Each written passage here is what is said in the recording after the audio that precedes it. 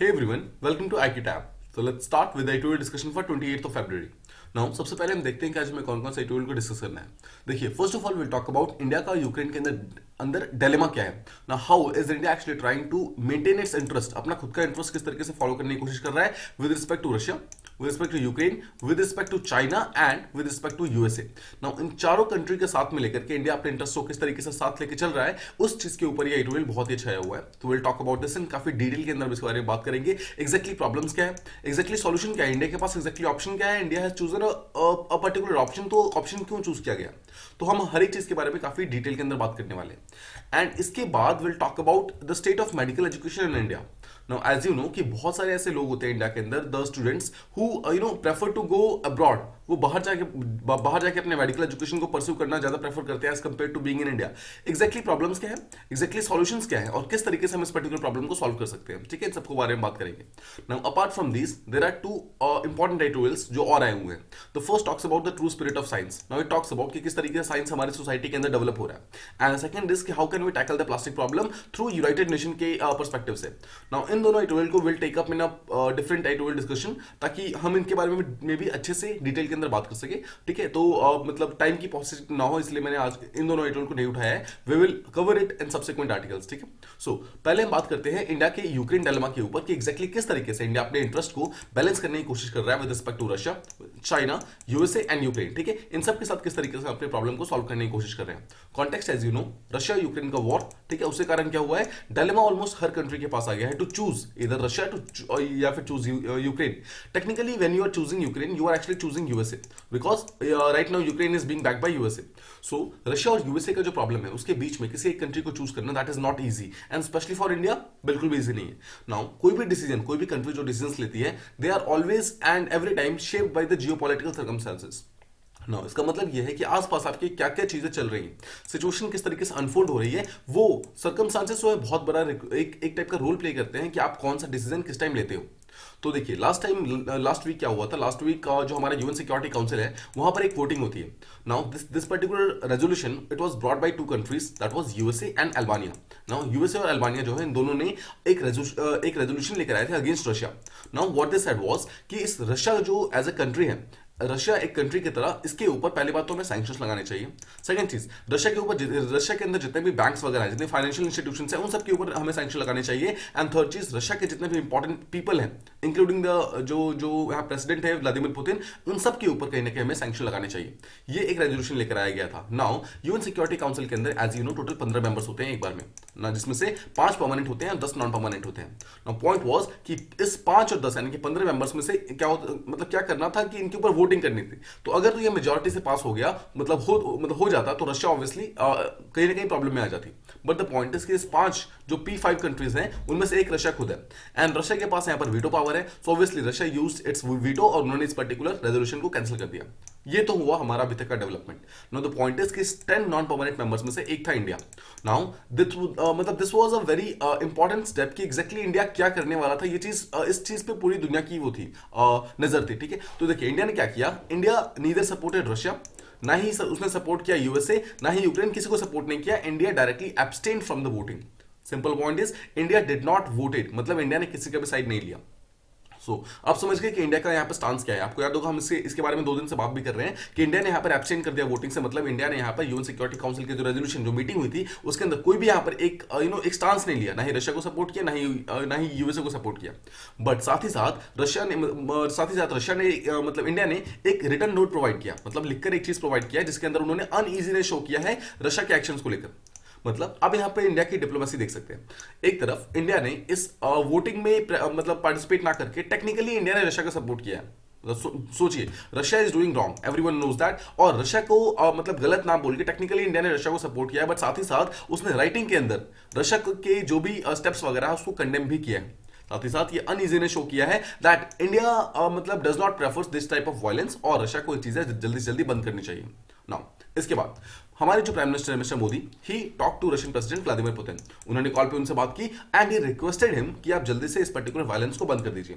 ठीक है, एक तरफ उन्होंने रशिया को मतलब कि मोटिवेट करने की कोशिश की, ठीक है, मतलब उसको इन्फ्लुएंस करने की कोशिश की। But on the other hand जो यूक्रेन के जो एम्बेसडर टू इंडिया है, उन्होंने जब मिस्टर मोदी के साथ मीडिएट करना की मतलब कोशिश की, कि बातचीत करने की कोशिश की कि किसी तरीके से यूक्रेन और इंडिया का जो रिलेशनशिप है वो यहां पर बीच में आए और इंडिया जो है प्रेशराइज करे रशिया को कि मतलब इस पर्टिकुलर वॉर को रोको। तो उस चीज के लिए मिस्टर मोदी ने यहां पर पूरी तरीके से मना कर दिया। फिर से समझिए, रशिया के साथ बातचीत की है इंडिया ने बातचीत की है, but that was in the form of request, that was in the form of एक टाइप का एक मतलब बताया गया था कि आप ऐसा कर सकते हैं। But Ukraine wanted a strict action from India, for that India actually refuse. Mister Modi ने रशिया से इस बारे में कोई भी बात नहीं की है। ठीक है, तो आप एक चीज समझ गए ना, इंडिया का जरा पोजीशन समझिए। इंडिया देखिए, इंडिया एक बहुत ही बड़े यहाँ पे डिलेमा में फंसा हुआ है। अब ध्यान से समझिए, एक तरफ यूएन सिक्योरिटी काउंसिल पूरी तरीके से डेडलॉक हो गया, ठीक है, बिकॉज इसका ऑब्वियसली कोई भी फाइनल रिजल्ट नहीं आ पाया। सेकंड चीज, इंडिया एक ऐसी कंट्री है जिसके अच्छे रिलेशनशिप है यूएस के साथ भी, यानी कि वेस्टर्न कंट्री के साथ भी, और साथ में रशिया के साथ भी। थर्ड चीज, इंडिया को लगातार अर्ज किया जा रहा है बाय यूक्रेन। आपने कुछ दिनों पहले स्टेटमेंट सुना होगा, यूक्रेन इंडिया को यहां पर महाभारत के कुछ फ्रेजेस भेज रहा है। मतलब ये स्टेटमेंट कर रहा है कि महाभारत में जिस तरीके से कृष्ण ने मतलब पांडवों का साथ दिया था, similarly actually India should support Ukraine and all. ठीक है, इस तरीके के स्टेटमेंट दिया रहे हैं, बट इसके बावजूद India is not getting influenced by all these, and this is very important. देखिए, किसी भी इंटरनेशनल एरेना के अंदर whenever you have to take a particular decision, you need to take that particular decision from a neutral point of view. आप किसी एक तरफ कहीं पर भी बायस होकर उस डिसीजन को ले नहीं सकते, because the second you will get bias ना कहीं प्रॉब्लम इमर्ज हो जाएगी। सो इंडिया का सबसे बड़ा दिक्कत ये था कि इंडिया को अनबायस्ड यहाँ पे डिसीजन लेना था, and for that despite being अलग अलग प्रॉब्लम्स के बीच में इंडिया ने एक बहुत ही सिक्योरली एक टाइप का विदाउट किसी इमोशन को बीच में आते हुए इस पर्टिकुलर चीज को मतलब देखने की कोशिश किया ना। उसके रीजन क्या है हम उसको समझेंगे। This is not just friends, this is not just emotions. Exactly India का यहाँ पर मेन चीज है कि इंडिया का खुद का इंटरेस्ट यहाँ पर सर्व होना चाहिए। इंडिया के खुद के यहाँ पर इंटरेस्ट यहाँ पर पूरी तरीके से खराब नहीं होने चाहिए।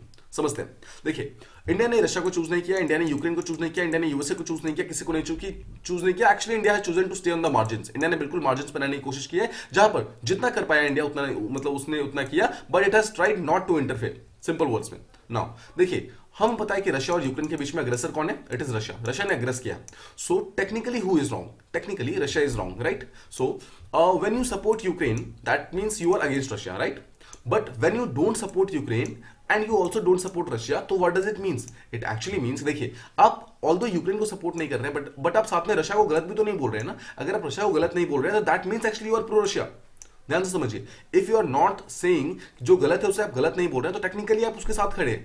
दैट मीन्स कि यहां पर इंडिया का डिसीजन जो है, इंडिया का जो यहां पर स्टांस है, that is indirectly pro Moscow, यानी कि प्रो रशियन पोजीशन है। ठीक है, आपको ये चीज समझना है।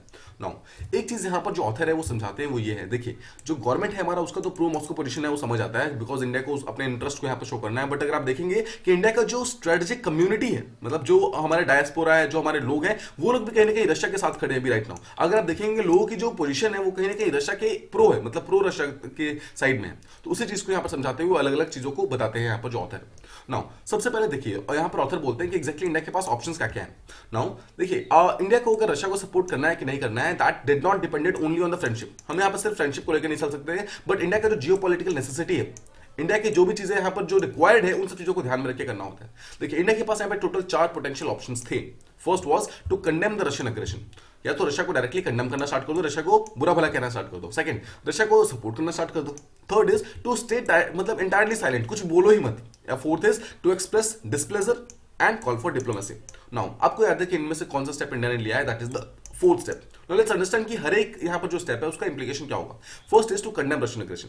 अगर रशिया के अग्रेशन को कंडेम किया जाएगा तो व्हाट डज इट मींस? इसका मतलब है कि इंडिया रशिया का रिलेशनशिप यहां पे खराब हो जाएगा। सेकंड चीज, अगर यूएसए को यहां पर जो रशिया है उसको अगर सपोर्ट किया जाएगा तो उससे क्या होगा? यूएसए से रिलेशनशिप वो हो जाएगा, कहीं ना कहीं वो हो जाएगा, खराब हो जाएगा। थर्ड चीज, अगर इंडिया पूरी तरीके से साइलेंट रहता है, मतलब रशिया के साथ कोई भी बातचीत नहीं करता है, रशिया के अगेंस्ट कुछ नहीं बोलता है, तो टेक्निकली व्हाट इट मींस कि इंडिया प्रो रशिया है। एंड फोर्थ जहां पर इंडिया ने एक बहुत ही डिप्लोमेसी के लिए बात भी की है, और लेकिन साथ में साथ डिस्प्लेजर भी एक्सप्रेस किया है, that thing is actually the least harmful, और यही चीज इंडिया ने यहां पर चूज किया है। ना समझिए, इंडिया ने एक तरफ रशियन एग्रेशन को कंडेम नहीं किया है, ठीक है, ध्यान समझिए, कंडेम नहीं किया है, बट साथ ही साथ वोटिंग नहीं किया है, ठीक है, मतलब यहां पर एब्सटेन कर दिया वोटिंग से, मतलब रशिया को ऑल्दो कंडेम नहीं किया बट रशिया को यहां पर सपोर्ट भी नहीं किया है, ठीक है, लेकिन यहां पर रशिया को गलत ना बोलने के कारण इंडिया का पोजीशन जो है कहीं ना कहीं प्रो रशियन पोजीशन आता है।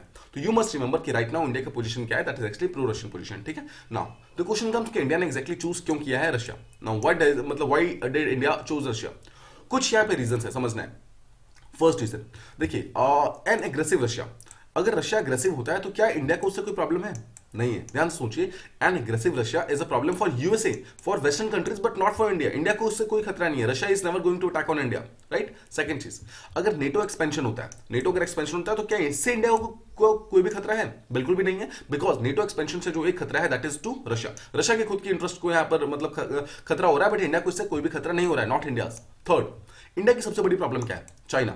अब इंडिया की अगर सबसे बड़ी प्रॉब्लम है चाइना, और हम जानते हैं कि चाइना को डील करने के लिए we need support of both USA and Russia, तो हम ना ही यूएसए को यहाँ पे नाराज कर सकते हैं ना ही रशिया को, that's why we want to balance the interest between USA and Russia. This is the main thing जो कि हमारे आर्टिकल के अंदर एक्सप्रेस किया गया है कि इंडिया का problem is not Russia, India का problem is not Ukraine, India का प्रॉब्लम इज चाइना।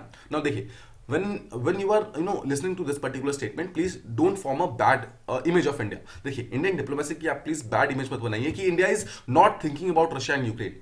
देखिए, आपको याद होगा कल परसों पिछले 3-4 दिन से मैं आपको एक स्टेटमेंट बार बार रिपीट कर रहा हूं एडिटोरियल्स के अंदर, and the statement is whenever you see in international relation या फिर geopolitical arena, there is no permanent friends, कोई परमानेंट फ्रेंड नहीं होता है, कोई परमानेंट एनिमी नहीं होती है, the only thing that is permanent is its मतलब वंस कॉमन इंटरेस्ट, मतलब जो हमारे खुद के इंटरेस्ट होते हैं ना, that is the only thing that is permanent. कोई किसी का परमानेंट फ्रेंड नहीं होता, कोई किसी का परमानेंट एनिमी नहीं होता है। राइट नाउ यूएसए हमारा फ्रेंड इसलिए है बिकॉज हम एक न्यूक्लियर पावर है, अगर हम आज न्यूक्लियर पावर नहीं होते, देखिए 1998 से पहले हम न्यूक्लियर पावर नहीं थे तो यूएसए हमें पूछता भी नहीं था। 1999 में एक्चुअली जब पाकिस्तान और इंडिया का वॉर चल रहा था, कारगिल वॉर चल रहा था, यूएसए ने हमें सपोर्ट करने से मना कर दिया था, मतलब this was the stand. So right now USA wants to be as the strategic partner, और मतलब क्या नहीं किया, हम इंडिया का रिलेशनशिप यूएसए से बढ़ रहा है, दैट इज बिकॉज इंडिया एक इमर्जिंग पावर की तरह इमर्ज हो रही है जो कि चाइना को टक्कर दे सकती है।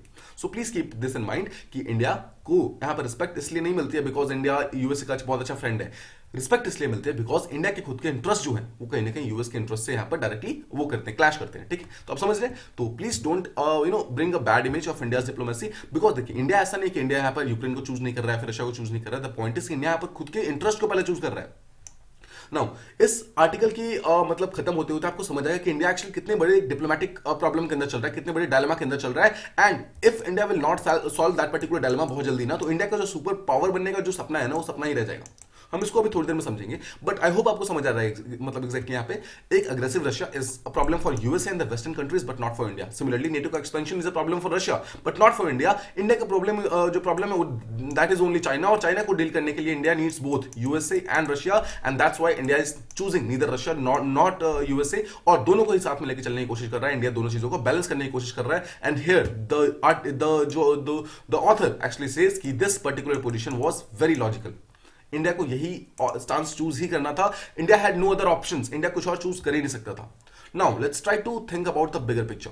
यहां हमने रीजनल बेसिस पे देखा, यूक्रेन का टेंशन, ये टेंशन, वो टेंशन। द पॉइंट इज कि what is the bigger picture? The bigger picture is being super power. Now समझते हैं, देखिए राइट नाउ इंडिया इज जो वर्ल्ड है that is on a unipolar world. Unipolar world का मतलब है that there is a single global power, और global power जो है दैट इज आराम से। Now let's try and think about the bigger picture. देखिए अभी राइट नाउ हमारा जो यूनिपोलर वर्ल्ड है उसमें यूएसए अभी सुपर पावर है, ठीक है। अब ये सुपर पावर जो है ये लगातार चेंज हो रहा है। किस तरीके से चेंज हो रहा है? यूएसए जो अभी तक एक सिंगल पोल की तरह माना जाता था हमारे वर्ल्ड के अंदर, वो अब चेंज होकर देखिए फर्स्ट जो उसको काउंटर आ रहा है that is of China. China यहाँ पर खुद को एक सुपर पावर की तरह असर्ट करने की कोशिश कर रहा है। साथ में we have Russia, we have India, ठीक है। ऐसे बहुत सारे डिफरेंट कंट्रीज है जो कि धीरे धीरे अपने पावर को इमर्ज कर रही है। इससे कारण क्या है? यूएसए अब इज नॉट द सोल एक पावर यहाँ पे नहीं रहा है। अब समझिए, एक तो चाइना है, चाइना यहाँ पर अपने पावर को लगातार असर्ट कर रहा है, और सेकंड चीज वो चाइना इंडिया के ज्योग्राफिकली बहुत ही पास है, मतलब चाइना जो है इंडिया का ज्योग्राफिकल नेबर है। तो इसका मतलब ये है कि कल को अगर चाइना सच में एक सुपर पावर बन जाता है तो सबसे बड़ा जो खतरा है that will be of India, because India और चाइना की रिलेशनशिप उतने अच्छे नहीं है। सिमिलरली देखिए यूएस ने पिछले कुछ सालों के अंदर देखा है कि लगातार जो इंडो पैसिफिक वाला एरिया है वहां से विड्रॉ करना स्टार्ट कर दिया है।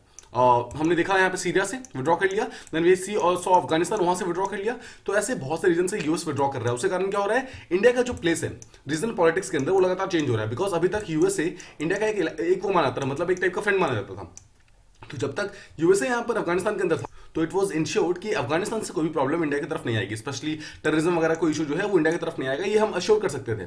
बट यूएसए के हटने के बाद यहाँ पे कहीं ना कहीं इंडिया का जो खुद का रीजनल जो पॉलिटिक्स है वो धीरे धीरे चेंज होना स्टार्ट हो गया। सेकंड चीज देखिए, अब एक चीज आपको देखना है यहाँ पे कि इंडिया के सामने एग्जैक्टली यहाँ पर चैलेंज क्या है।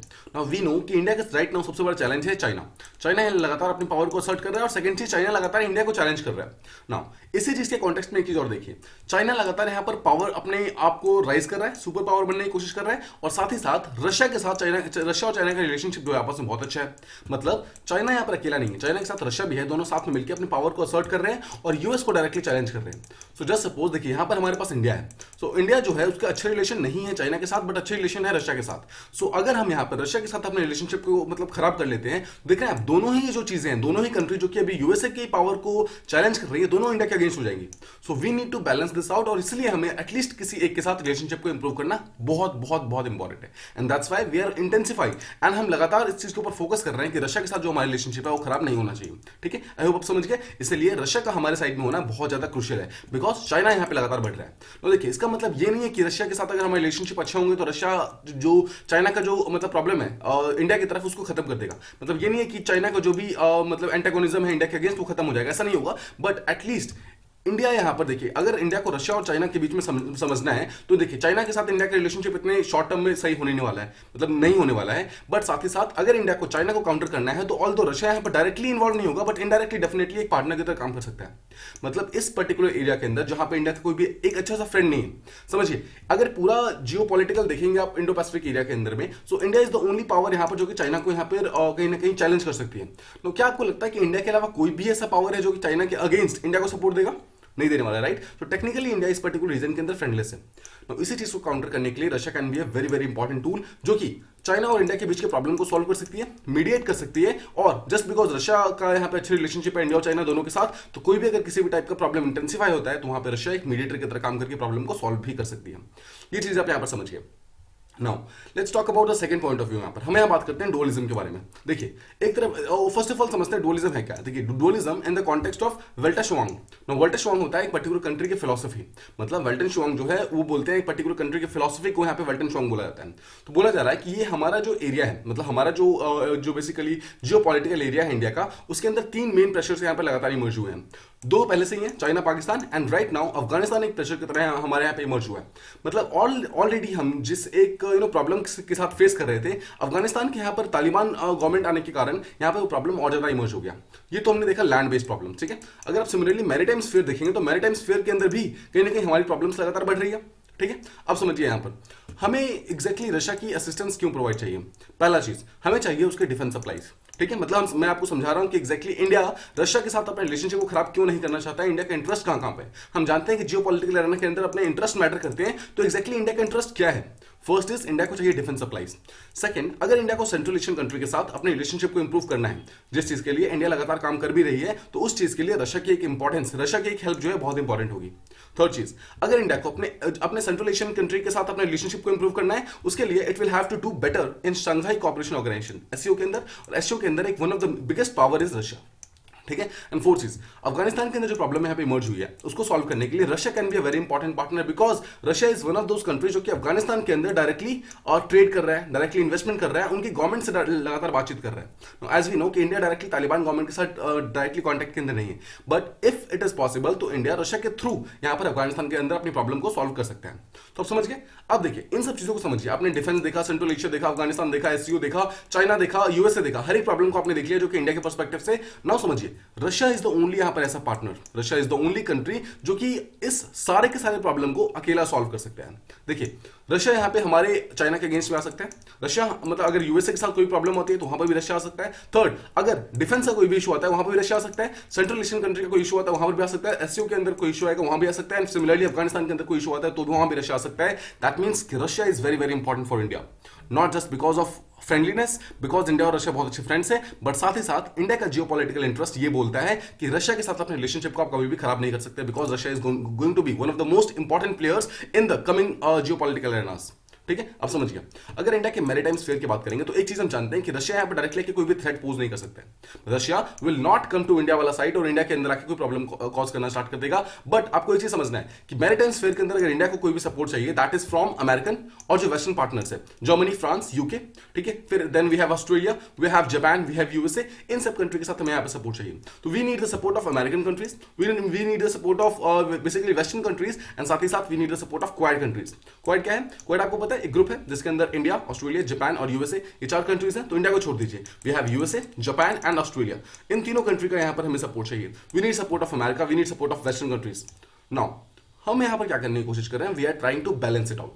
ध्यान से देखिए, एक तरफ वी आर ट्राइंग टू मतलब हम सपोर्ट कर रहे हैं रशिया को, सेकंड साइड हम सपोर्ट कर रहे हैं यूएसए को, थर्ड साइड हम यहाँ पर कहीं ना कहीं जितने भी जियोपॉलिटिकल चेंजेस हो रहे हैं उनको भी सपोर्ट कर रहे हैं। तो इंडिया को यहाँ पर बैलेंस लेके चलने की जरूरत है, और अगर इंडिया को बैलेंस लेके चलने की जरूरत है तो वी नो कि रशिया के बिना ये बैलेंस नहीं आने वाला है। ठीक है, अब समझ रहे हैं? दैट इज वाई इंडिया के साथ मतलब इंडिया का बेसिकली रिलेशनशिप रशिया के साथ इंप्रूव होना that is very very important.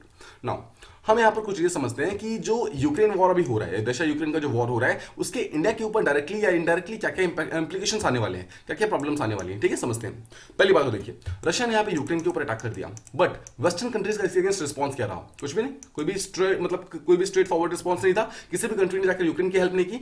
मतलब व्हाट डज दैट मीन्स, और क्या चीज सिग्निफाई करता है? ये चीज सिग्निफाई करता है कि कहीं ना कहीं चाइना कल को अगर ताइवान के ऊपर, हांगकांग के ऊपर अटैक कर भी देता है तो कोई भी वेस्टर्न कंट्रीज डायरेक्टली इन्वॉल्व नहीं होने वाली है। इसका मतलब क्या है? चाइना की खुद की जो टेरिटोरियल एम्बिशंस है उसको यहाँ पर मॉडल मिलने वाला है। तो चाइना का आपको याद होगा, चाइना का जो क्लेम है वो सिर्फ यहाँ पर हांगकांग या फिर ताइवान के लिए नहीं है। चाइना क्लेम कहीं ना कहीं यहाँ पर अरुणाचल प्रदेश के लिए भी है।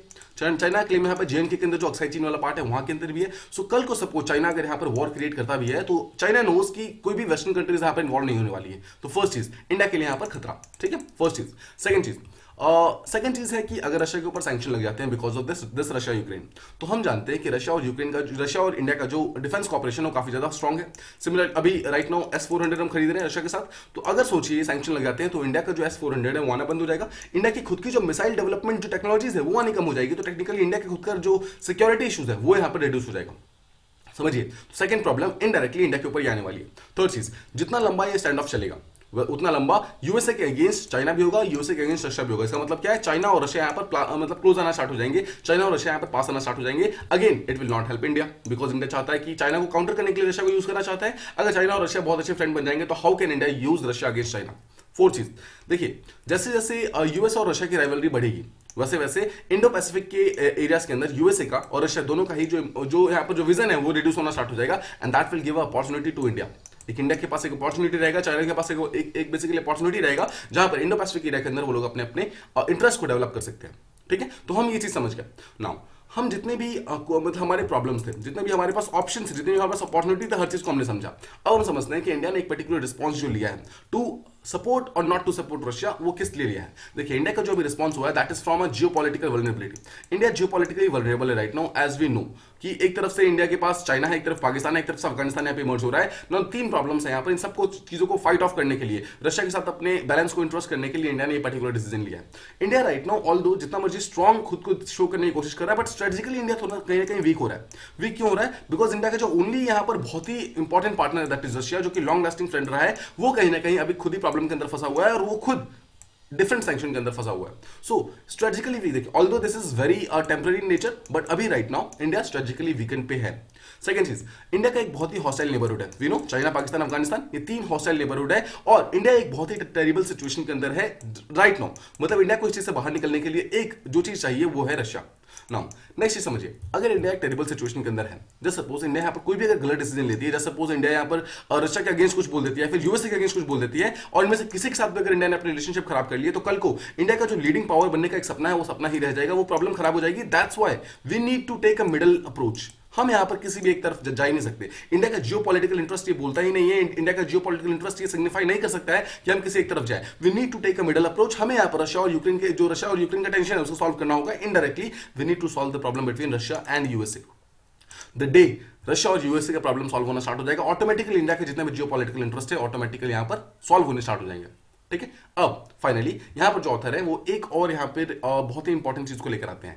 He talks about interest versus principles. Now just suppose India है तो इंडिया के लिए ज्यादा क्या मैटर करता है? उसके प्रिंसिपल्स यानी कि उसके सिद्धांत या फिर सेकेंड इज उसके खुद के इंटरेस्ट। नाउ आप अगर एक अगर आप दिल से सोचेंगे, मतलब if you think from a logical point of view, तो technically it should be principles, because India is always known for their its peaceful nature, right.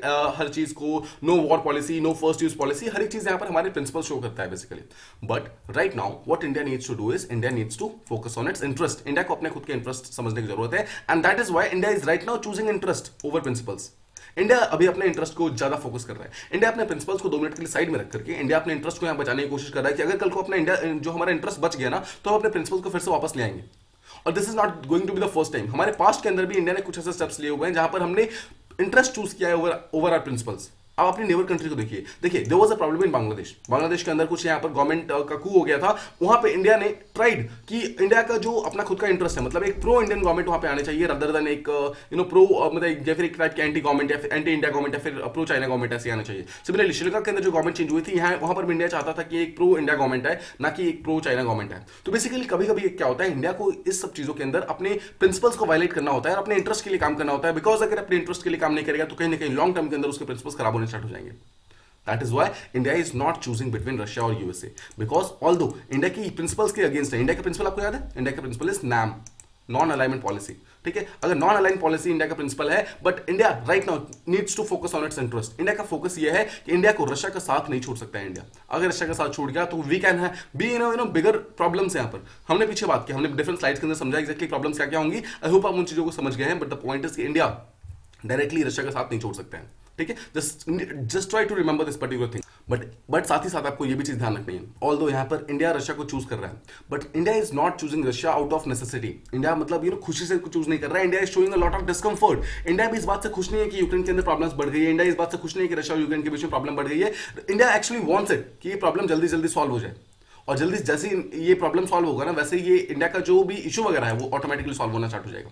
तो देखिए, इंडिया को एक चीज पता है कि कल को अगर ये डॉग ईट डॉग वर्ल्ड बन गया ना, डॉग ईट डॉग मतलब जो बुरा है उसको मार दो, मतलब मार डालो और खुद अच्छे बन जाओ। फिर जो जो अच्छा है वो कौन सा मतलब अच्छा नहीं, मतलब वो कौन सा। जैसे सपोज देखिए, मैं एग्जांपल देता हूं आपको। जैसे सपोज कि ए किल्ड बी, अगर ए किल्ड बी तो ए यहां पर बुरा है। ठीक है, तो इसका बदला लेने के लिए बी का कोई मान लीजिए फ्रेंड है सी किल्ड ए। ठीक है, उसका बदला लेने के लिए, ऑल्दो सी ने यहाँ पर एक अच्छे नेचर के लिए किया है, मतलब अच्छी चीज के लिए किया है, उसने बदला लेने के लिए the point. But can revenge be a good thing? It can not be. तो ए का बदला लेने के लिए कोई मतलब ए का कोई फ्रेंड जो है सी को मार देगा।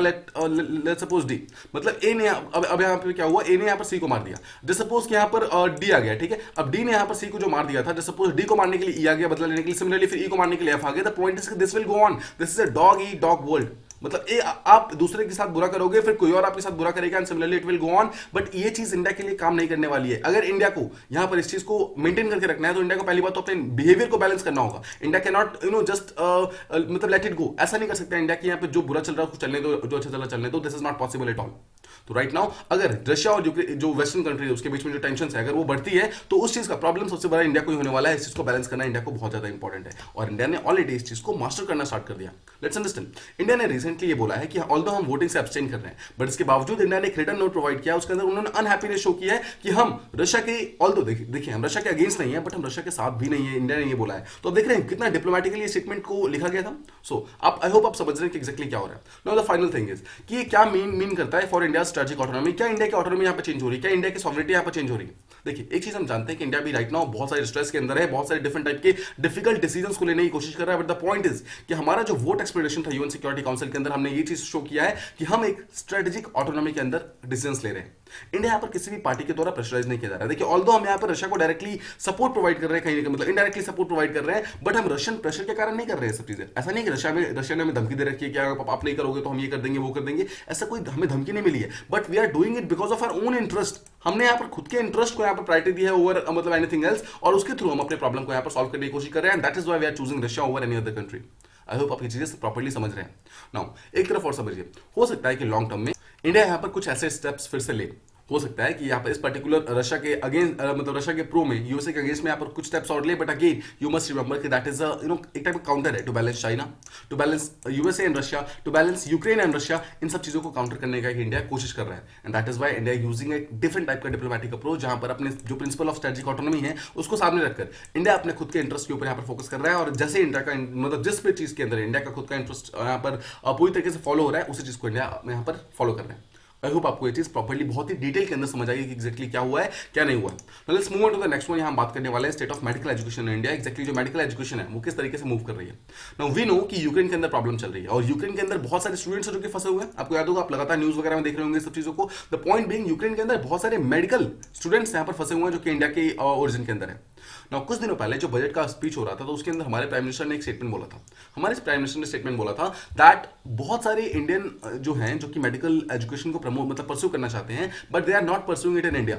वो छोटे छोटे बाकी कंट्री के अंदर जा रहे हैं for their medical education. The point is कि इन इंडिया के अंदर भी जो प्राइवेट सेक्टर है उसको इंकरेज करना चाहिए कि इंडिया के अंदर खुद के अंदर स्टेट के मतलब बेसिकली कॉर्पोरेशन के साथ में बहुत सारे मेडिकल कॉलेजेस वगैरह खोले जाएं ताकि ऐसे बच्चे जो कि मेडिकल एजुकेशन पढ़ना चाहते हैं, मेडिकल एजुकेशन को परस्यू करना चाहते हैं, वो उनको कहीं और जाने की जरूरत ना पड़े, उनके सारी की सारी प्रॉब्लम्स इंडिया के अंदर ही सॉल्व हो जाए।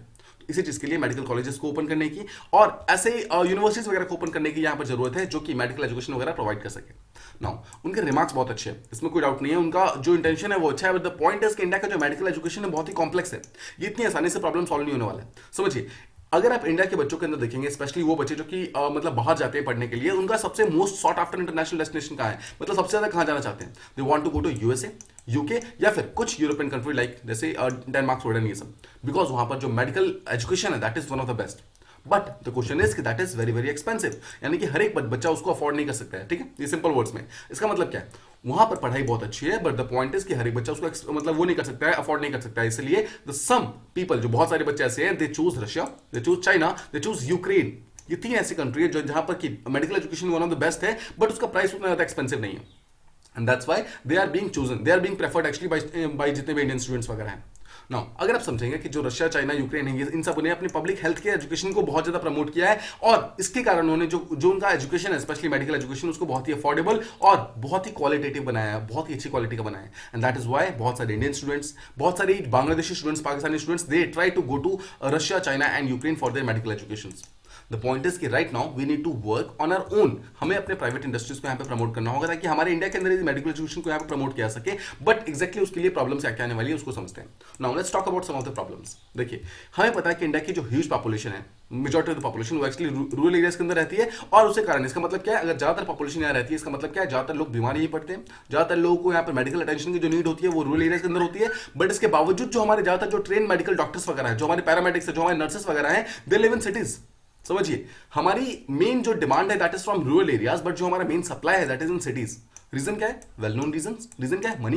रीजन क्या है? एक better life, because rural area से ज्यादा बेटर लाइफ आपको एक सिटी में मिल सकती है। ठीक है, ये सब चीजों को ध्यान में रखते हुए बहुत सारे डॉक्टर लोग जो हैं वो they prefer cities as compare to villages. ये आप मेन चीज समझ गया। सेकंड चीज, देखिए, जहां पर भी आपको एक मेडिकल एजुकेशन बनाना है, कहां पर आप मेडिकल एजुकेशन बना सकते हैं? जहां पर भी आपको बनाएंगे वहां पर आपको कुछ चीजें चाहिए होंगी। First of all you need land, जहां पर आप एक पर्टिकुलर बिल्डिंग बना सकें। सेकंड चीज, यू नीड बहुत सारा मेडिकल इक्विपमेंट्स, बहुत जो कि काफी महंगा आता है। एंड सेकंड चीज, you need to properly upgrade मतलब दोज इक्विपमेंट्स विद द मतलब टाइम के साथ आपको उस चीजों को अपग्रेड करना होगा। एंड थर्ड चीज, you need a train faculty, आपको टीचर चाहिए होंगे ना, टीचर चाहिए होंगे, आपको प्रोफेसर चाहिए होंगे, आपको रिसर्चर चाहिए होंगे जो कि उस पर्टिकुलर एजुकेशन मतलब उस पर्टिकुलर इंस्टीट्यूशन के अंदर पढ़ाएंगे। नाउ इंडिया के अंदर यही तीन चीजें जो है बहुत ही शॉर्ट सप्लाई के अंदर है और बहुत ही अनइवनली स्प्रेड है। Now, how unevenly spread है? Now, we see some states like Maharashtra, Gujarat, let's say take an example of यहाँ पर हमारा जो पंजाब वाला एरिया, इन सब एरिया के अंदर अगर आप देखेंगे जो कि हाईली डेवलप्ड स्टेट्स में से एक है, केरला, तमिलनाडु, ये सब स्टेट्स। द पॉइंट इज कि इनके अंदर हमारे मेडिकल एजुकेशन का मोर देन 70%, मतलब हमारे इंडिया का मोर देन 70% जो मेडिकल एजुकेशनल इंस्टीट्यूट्स हैं, they are present in these 4-5 areas, Maharashtra, Gujarat, Punjab, Kerala, Tamil Nadu, Karnataka, इन सब एरिया के अंदर प्रेजेंट है। एंड बाकी जो rest 25 state and union territories है उसके अंदर सिर्फ और सिर्फ 30% के आसपास ही प्रेजेंट है। What does this means? मतलब states like UP, Bihar, Orissa, MP, Jharkhand, Chhattisgarh, ये वो स्टेट्स है जहां पर एक्चुअली मेडिकल अटेंशन की सबसे ज्यादा जरूरत है। अब देखते होंगे सबसे ज्यादा जो पॉवर्टी है वो इस पर्टिकुलर एरिया के अंदर प्रेजेंट है, सबसे ज्यादा लोग जो बीमार पड़ते हैं वो इस एरिया के अंदर पड़ते हैं, सबसे ज्यादा जो जरूरत है वो इस एरिया के अंदर है। बट द पॉइंट इज यहाँ पे डॉक्टर्स की सप्लाई नहीं है, सप्लाई बहुत ही कम है, नर्सेस की सप्लाई बहुत ही कम है, मेडिकल इंस्टीट्यूशन की सप्लाई बहुत ही कम है, डिस्पाइट द फैक्ट कि बहुत सारे बच्चे यहाँ पर पढ़ना चाहते होंगे but they don't have good colleges यहाँ पर। आई होप आप समझ रहे हैं, इन सब चीजों का शॉर्ट सप्लाई यहाँ पर हमें कम करना बहुत ज्यादा जरूरी है। ठीक है, अब यहाँ पर ऑथर का बोलना यह है कि जब तक हम इस पर्टिकुलर डेफिशिएंसीज को, प्रॉब्लम को सॉल्व नहीं करते हैं, इन सब चीजों को हम यहाँ पे करेक्ट नहीं करते हैं, तब तक इंडिया यहाँ पर अपनी जो मेडिकल पर्सन की अवेलेबिलिटी है ना उसको हम सही नहीं कर सकते हैं। We can't just make a particular building और हम उसको बोल दें कि मेडिकल एजुकेशन हो गया, हम ऐसा नहीं कर सकते। हमें उसके लिए पहले वहां पर एक प्रॉपर इक्विपमेंट्स लगाने होंगे, वहां पर ट्रेंड फैसिलिटी मतलब ट्रेन डॉक्टर्स वगैरह लाने होंगे, नर्सेस लाने होंगे, उसके बाद हम उस चीज को एक्चुअली मेडिकल एजुकेशन इंस्टीट्यूट के अंदर हम डेवलप कर सकते हैं। हमें यहाँ पर अच्छे टीचर चाहिए होंगे। The point is right now we need कि हमारा जो हेल्थ केयर सेक्टर है उसको हम अपने इकोनॉमिक रीबिल्डिंग के अंदर लेके चले।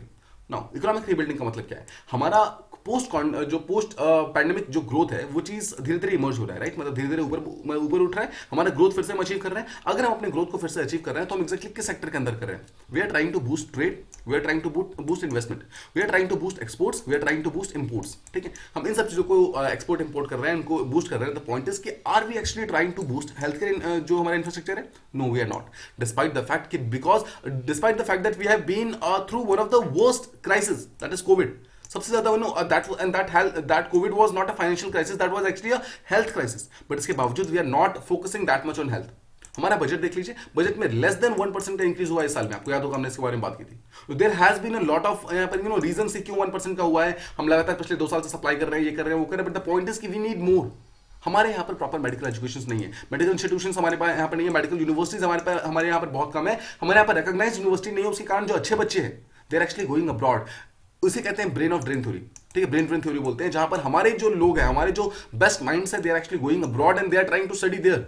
इंडिया में पढ़ने के बावजूद वो इंडिया बाहर जाकर पढ़ना पसंद करते हैं। हम अपने हेल्थ के ऊपर इतना कम खर्च करते हैं। द पॉइंट इज कि इंडिया का जितना पॉपुलेशन साइज है उसके हिसाब से इंडिया बहुत ही कम खर्च करता है एज कंपेयर टू बाकी कंट्रीज। तो we know Brazil, we know UK, we know USA, इन सब कंट्री के अंदर द मेडिकल जो फैसिलिटीज है दैट इज टोटली फ्री और that is actually compensated by the government. कोई भी पर्सन कभी भी हॉस्पिटल के अंदर जाकर के अपना इलाज करवा सकता है and he will not have to pay anything. This is the main thing. Now India के अंदर ऐसा नहीं है। इंडिया के अंदर if we leave the government hospitals aside, जो कि बहुत ही कम है ऑब्वियसली और जो बहुत अच्छे तरीके से फंक्शन नहीं करते हैं, अगर हम प्राइवेट हॉस्पिटल्स की बात करेंगे द पॉइंट इज उसका जो यहाँ पर जो प्रॉब्लम्स है वो बहुत ज्यादा है।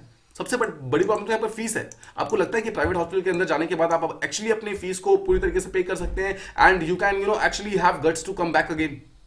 आई डोंट थिंक सो। देखिए समझिए, एक पर्टिकुलर पर्सन अपने आउट ऑफ पॉकेट एक्सपेंडिचर को कितनी ज्यादा करता है? आउट ऑफ पॉकेट एक्सपेंडिचर का मतलब है कि अपने किसी बीमार किसी फ्रेंड के लिए, रिलेटिव के लिए, फैमिली मेंबर के लिए जो पैसा खर्च किया जाता है अपने जेब से, that thing is called out of pocket expenditure. Now वो जो पैसा खर्च किया जाता है that is much more as compare to UK, USA या फिर कोई भी और कंट्री। मतलब उन कंट्री को यहाँ पर इतना सारा पैसा खर्च करने की जरूरत नहीं होती है बिकॉज उनका जो गवर्नमेंट है वो इन सब चीजों को स्पॉन्सर करता है, but not in India. India के अंदर ये प्रॉब्लम बहुत ज्यादा है। इंडिया के अंदर अगर आप देखेंगे तो वी हैव ओनली 1 डॉक्टर पर 1000 इंडियंस। 1000 भारतीय लोगों के लिए हमारे पास सिर्फ 1 डॉक्टर है। और अगर हम स्पेशलिस्ट की बात करेंगे तो इसका भी 1/10 कर दीजिए, 1/10। मतलब इसको अगर आप 10 से मल्टीप्लाई करेंगे वी हैव अराउंड 10,000। मतलब for every 10,000 people we have just 1 specialist. That is the main problem of India. We don't have specialist, we don't have doctors. The biggest problem is कि हमारे पास डॉक्टर्स क्यों नहीं, हमारे पास अच्छे doctor क्यों नहीं है? बिकॉज हमारे पास मेडिकल एजुकेशन के जो इंस्टीट्यूट्स वगैरह हैं वो बहुत ही कम है। This is the main thing. ठीक है, आई होप आप इन चीजों को समझ रहे हैं। नाउ अगर आप समझेंगे कि बाकी कंट्री के अंदर एग्जैक्टली ऐसा क्या मिलता है कि बाकी कंट्री के लोग अंदर लोग जाते हैं, उनको यहाँ पर एक अफोर्डेबल एजुकेशन मिलती है, क्वालिटेटिव एजुकेशन मिलती है, एक बहुत ही अच्छा हेल्थ केयर एजुकेशन मिलता है, उसके कारण दे प्रेफर अब्रॉड, मतलब बाकी कंट्रीज को प्रेफर करते हैं as compare to India. Now तो क्या इस चीज का मतलब सिंपल सॉल्यूशन ये है कि हम एक बड़े बड़े मेडिकल स्कूल्स खोल दें? नो, मेडिकल स्कूल्स खोलना है this is not a solution. हमें एक लॉन्ग टर्म कमिटमेंट करना होगा, हमें नेसेसरी ट्रेनिंग प्रोवाइड करनी होगी, हमें नेसेसरी इंफ्रास्ट्रक्चर को अपग्रेड करते रहना होगा धीरे धीरे। जिस भी टाइप के इक्विपमेंट्स वगैरह चाहिए होंगे उन सब चीजों को हमें पहुंचाना होगा। देखिए हमारे पास बहुत सारे ऐसे इंजीनियरिंग कॉलेजेस थे जहां पर हमारे पास कॉलेजेस बहुत सारे हैं बट हमारे पास ट्रेन फैकल्टी नहीं है। उसके कारण क्या हो रहा है, हमारे पास बहुत सारे बच्चे होने के बावजूद हमारे पास जॉबलेस ग्रोथ है। यू नो जॉबलेस ग्रोथ मतलब हम यहाँ पर ग्रोथ कर रहे हैं बट लोगों को जॉब नहीं मिल रही है। अनएम्प्लॉयमेंट रेट यहाँ पर इंक्रीज हो रहा है। उसका मेन चीज क्या है? मेन रीजन इसकी बच्चों के पास स्किल नहीं है यहाँ पर। देखिए आई एम नॉट सेइंग कि किसी के पास स्किल नहीं है, आई एम सेइंग कि मेजॉरिटी ऑफ द लोग who are trying to get a degree they don't exactly know कि उन्होंने डिग्री के अंदर जो पढ़ा है वो एग्जैक्टली आगे जाकर कहां पे काम आने वाला है। ठीक है, आई होप आप जो मेन चीज समझ रहे हैं। The aim of the education is not to complete the course, just remember this thing. The aim of the education is not to complete the syllabus, it is not to complete the course, it is to provide a particular kind of skills to a particular person. ठीक है, अगर आप UPSC के लिए preparation कर रहे हैं तो और अगर आप देखिए जस्ट सपोज कि you are studying Laxmikanth, Laxmikanth is not suppose to be read and Laxmikanth is not suppose to be actually मतलब उसको क्रैम्ड करने की जरूरत नहीं, उसको याद करने की जरूरत नहीं है। What is the main thinking behind Lakshmikant? Lakshmikant tells us about the Indian polity. Now, if you are going to be administrator tomorrow, you must be aware about the India's polity ना कि exactly किस तरीके से क्या काम करता है and मतलब और उसके बाद ही तो आप exactly कोई भी डिसीजन ले सकते हैं। Similarly, if you are studying Indian history, now what is the main signifying मतलब what is the main significance of history? I have seen people talking कि history बहुत ही boring है just because they have to remember the dates. The point is कि exactly हमें क्या समझना होता है? History is not about dates. History is about the concept of change. समझिए, we understand change के exactly एक particular era से हम सेकंड एरा के अंदर कैसे आए, ठीक है। If we are into palaeolithic era, how did we change into palaeolithic to mesolithic and how to neolithic, what was the main factor behind this particular change, this is what we need to understand. I'm sorry, I'm actually going a bit off topic, but actually I'm trying to make you understand that education does not mean course completion. Education actually means providing a particular set of skills to a particular type of person so that he can have a particular skill and he can go and get himself a suitable employment. This is the main aim of the education, right? But हमारे जो engineering colleges हैं बहुत सारे ऐसे, देखिए we have lot many colleges जो कि अच्छे स्किल्स प्रोवाइड करते हैं, बट वी हैव बहुत सारे ऐसे कॉलेजेस जो कि अच्छे स्किल्स प्रोवाइड नहीं करते हैं, who just focus on course completion, and that is the biggest problem in India. India के अंदर प्रॉब्लम ये नहीं है कि इंडिया के अंदर मेडिकल स्कूल्स नहीं है, एजुकेशन कॉलेजेस नहीं है, बट द पॉइंट इज हमारे पास जो एजुकेशन है उसके अंदर ट्रेन फैकल्टी मतलब वहाँ पे वो नहीं है, प्रेजेंट नहीं है। हमारे यहाँ पर जो फैकल्टी प्रेजेंट है they are not serious enough कि वो एजुकेशन प्रोवाइड करे। हमारे यहाँ पर जो बहुत सारे टीचर्स ऐसे हैं who are not teaching for the sake of teaching, but they are teaching just for the sake of employment, because वहाँ पर उनको एक काम मिल गया है। आई होप आप इन चीजों को समझ रहे हैं। These are the some of the harsh truths जो कि इंडिया इसको फेस कर रहा है, and we as the future bureaucrats, we as the future actually youth of India, we need to solve this kind of problems. आप यहाँ पर एक एस्पायरिंग ब्यूरोक्रेट है, कल को अगर आप डीएम बनते हैं, कल को अगर आप यूपीएससी क्वालिफाई करते हैं, you have the power to change this thing, you have the power to ensure कि हर स्कूल के अंदर जो पढ़ाई हो रही है that is not just course completion, but that is actually imparting some kind of value education to these people. उनको स्किल्स प्रोवाइड हो रहे हैं। I hope I am trying to जो भी मैं आपको बातें कन्वे करने की कोशिश कर रहा हूँ, आई होप आपको वो चीजें प्रॉपर्ली समझ आ गई होंगी। ऑलराइट, देखिए नेक्स्ट चीज की जो गवर्नमेंट है, हमें गवर्नमेंट को मतलब हमारी गवर्नमेंट को एक्जैक्टली क्या क्या चीजें करनी चाहिए। फर्स्ट थिंग इज कि हमें ऑल्दो देखिए ये बात बिल्कुल सही कि हमें मेडिकल एजुकेशन को और ज्यादा इंप्रूव करना होगा, मेडिकल कॉलेजेस को हमें और ज्यादा बनाना होगा, बट साथ ही साथ हमें उसका इंफ्रा को डेवलप करना होगा, हमें अच्छे इंसेंटिव वहाँ प्रोवाइड करने होंगे, अच्छे इक्विपमेंट्स प्रोवाइड करने होंगे, अच्छे ट्रेन फैकल्टी प्रोवाइड करना होगा, अच्छे टीचर्स प्रोवाइड करने होंगे, and then we need to make this particular thing पूरी तरीके से अनबायस्ड, ताकि जितने भी लोग हैं, बी इट एससी एसटी के लोग, बी इट जनरल के लोग, बी इट किसी भी हिंदू मुस्लिम सिख ईसाई कोई भी लोग हो, they can directly come here, they can get the education, they can be a good doctor tomorrow. ठीक है, आई होप आप इसी चीजें प्रॉपर्ली समझ रहे हैं। फाइनली देखिए, दिस इज नॉट बहुत ही ऐसा नहीं है कि this will be rectified overnight. ऐसा नहीं है कि आज हम बात कर रहे हैं कल ही शायद प्रॉब्लम सॉल्व हो जाएगी, ऐसा नहीं होने वाला है। कि India is a very huge country, और इस इंडिया के अंदर सबसे बड़ी प्रॉब्लम जो है वो ये है कि हमें चीजों को सॉल्व करने में टाइम लगेगा। हमारे यहाँ पर जो पॉपुलेशन है वो काफी ज्यादा है, पॉपुलेशन को ध्यान में रख के मतलब ध्यान में रख के हमें इस प्रॉब्लम को सॉल्व करने में टाइम लग सकता है, बट द पॉइंट इज कि we need to take small small steps. हम छोटे छोटे स्टेप्स लेते रहेंगे, वन डे डेफिनेटली हम इस प्रॉब्लम को सॉल्व कर सकते हैं। But for the time being हमें ये चीज समझना होगा कि प्राइवेट इन्वेस्टमेंट जो है in itself is not the final solution. इसके साथ में हमें बहुत सारी डिफरेंट चीजों को ध्यान रखना है, जिसके बारे में हमने इस पर्टिकुलर ट्यूटोरियल के अंदर बात की। So this was our 2 tutorials. I hope आपको दोनों चीजें प्रॉपर्ली समझ आ गई होंगी। If you like the video please do like share and subscribe, and thank you so much for listening.